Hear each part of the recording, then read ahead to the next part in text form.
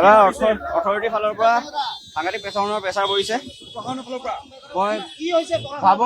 মই ভাবিছো আমি সকলো ৰাইজে আমি মিলি কথাবোৰ আলোচনা কৰো, আমি ভালকে বহো।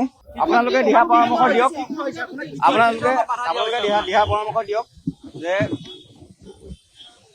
ছবিখন তেওঁলোকে 3 তাৰিখৰ আগত অকাটো বিচৰা নাই, 3 তাৰিখৰ আগত অকাটো তেওঁলোকে বিচৰা নাই, 3 তাৰিখৰ পিছত অকাটো বিচাৰিছে। আৰু আমি কথাখিনি আলোচনা কৰো, আমি পাতো। মই এতিয়া ক'ব পৰা অৱস্থাত নাই, আমি কথাখিনি আলোচনা কৰাটো মই ভাবো বেছি ভাল হ'ব। অথৰিটিয়ে প্ৰেছাৰ দিছে। হয় হয়,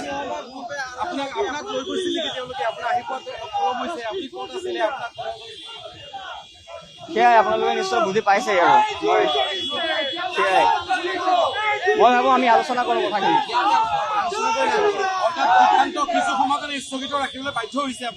হয়, অলপ সময় স্থগিত ৰাখিবলৈ বাধ্য হৈছো। আমি আলোচনাত বহো, আমি সকলো সাধাৰণ ৰাইজ আমি একলগ হৈ কথাখিনি আমি আলোচনা কৰো। তেওঁলোকৰ মতে 3 তাৰিখৰ পিছত অকাটো কোনো প্ৰব্লেম নাই, জুবিন দাক তেওঁলোকে ভাল পাওঁ বুলিয়ে কৈছে। সেয়া মই নাজানো, সেইখিনি আমি আলোচনা কৰো, আমি ৰাইজৰ মতামত লওঁ, আমি একেলগে বহো।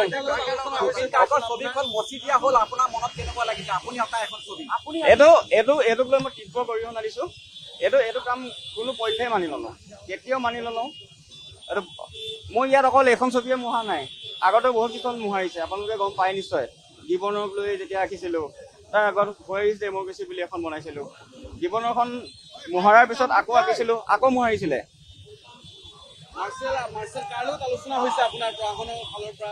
প্ৰশাসনৰ মানুহ, তেওঁলোকৰ মই নাম নাজানো।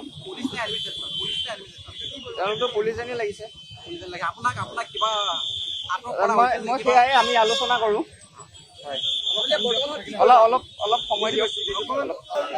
সেইটোৱেই, এইটো জুবিন দা এজন কমৰেড আছিলে, আমাৰ অসমৰ কমৰেড, অসমৰ ৰাইজৰ কমৰেড, আৰু তেওঁ আমাৰ মাজত কমৰেড হৈ জীয়াই থাকিব। এতিয়া আমি আলোচনা কৰিব বিচাৰিছো সকলো ৰাইজৰ লগত।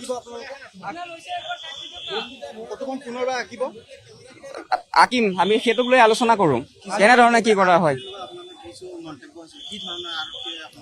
সেয়াই সেই ধৰণৰ কথা বতৰাই যে এতিয়া আঁকিব নালাগে, বাৰে বাৰে সেই একেখিনি কথাকে কোৱা হৈছিলে। কিবা ইণ্টাৰনেশ্যনেল কিবা এটা চুক্তি এটা হৈছে, তাক লৈ এইটো অসমৰ কাৰণে ভাল হ'ব, ফিউচাৰত ভাল কিবা হ'ব, এনেকুৱা ধৰণৰ কিছুমান কথা কৈছে। আৰু মই সেই বিষয়ে মই কিন্তু গম নাপাওঁ, মই একদম অৱগত নহয়। আৰু কিন্তু সেইটোৱেই মোৰো যুক্তি, সেইটোৱেই যে জুবিন গাৰ্গৰ ছবি এখনে কাৰো ক্ষতি কৰিব নোৱাৰে।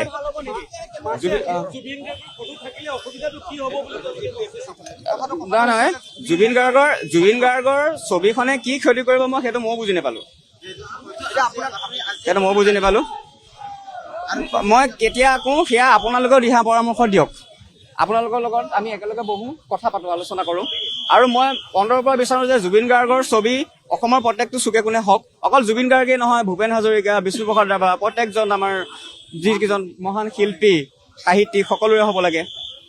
আৰু সমাজত চলি থকা ঘটনা পৰিঘটনাবিলাকক ছবিৰ আকাৰত ৰাইজক দেখাব লাগে। মইতো সেইটোৱে বিচাৰো। শিল্পীৰ যি দায়বদ্ধতা, সেই দায়বদ্ধতা ৰক্ষা কৰি সকলোৱে কাম কৰি যাওক। মই এইকেইদিন শোৱা নাই ভালকে, টোপনি ক্ষতি, এদিন যথেষ্ট কামত মই ব্যস্ত হৈ আছিলো। হঠাৎ গম পালো যে ছবিখন মোহাৰি পেলাইছে। আকৌ মই যোৰহাটৰ পৰা ঢাপলিয়াই আহিছো ইয়ালৈ, চকুত টোপনি নাই, কালি ৰাতিও খোৱা নাই, আজিও খোৱা নাই, ৰাতিপুৱা ভাত খোৱা নাই। মই আঁকিম নে নাকিম সেই কথাটো আমি আলোচনা কৰো একেলগে।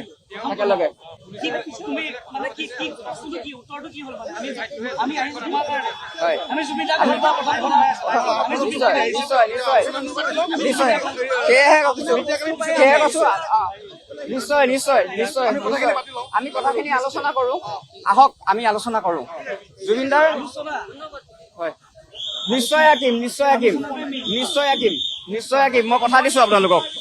মই যিহেতু কৈছো 4 বজাত আপোনালোক আহিব, জুবিনদাৰ ছবিখন আঁকিম বুলি কথা দিছো, মই আঁকিম।